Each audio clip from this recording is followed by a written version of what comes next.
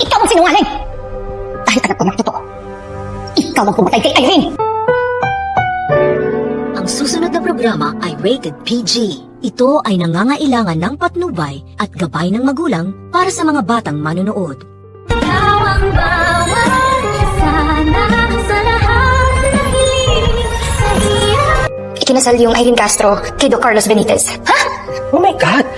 Maraming revelasyon ngayon sa teleseryeng Abot Kamay na Deadball. Pangarap pala. Una na dyan ay malalaman ni Annalyn mula kay Justin. Nakasal pa kay Irene ang kinikilala niyang stepfather na si Carlos. Dahil dyan ay pag-uusapan ng Marites Department ng Apex na pangungunahan ng dalawang malulusog na nurses na si Nurse Karen at si Nurse Evan ang naging kasal ni Doc Carlos at Lynette. Wala daw bisa ito sapagkat may asawa pa si Doc Carlos. Mahuhuli naman ni Zoe na pinagpupulutan ang kanyang totoong daddy. Go Zoe! Mag-react ka na para maramdaman ng mga marites ng Apex na mag-ama talaga kayo ni Carlos. Samantala, sa sobrang katangahan ni Lynette na lagi naman silang tatanga-tanga yung mga bida dito. Haha, char. Pero inuna pa kasi ni Tisay na mag-empake ng mga damit niyang iilang piraso lang naman kesa magsumbong sa mga pulis para hulihin na si Carlos. Kabwisit ka din naman talaga, Lynette.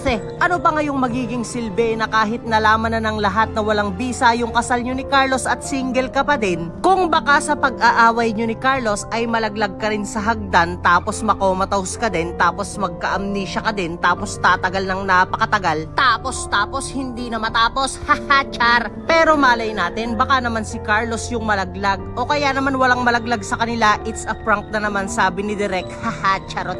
Pero mukhang nangangamoy patay na naman sa teleseryeng ito. Sino na naman kaya ang susunod na matitigok? Maaari mong ibahagi ang iyong saloobin dyan sa ibaba at huwag mo naman kalimutang mag-like, share, and subscribe, and please hit the notification bell. Salamat sa panonood. Paalam!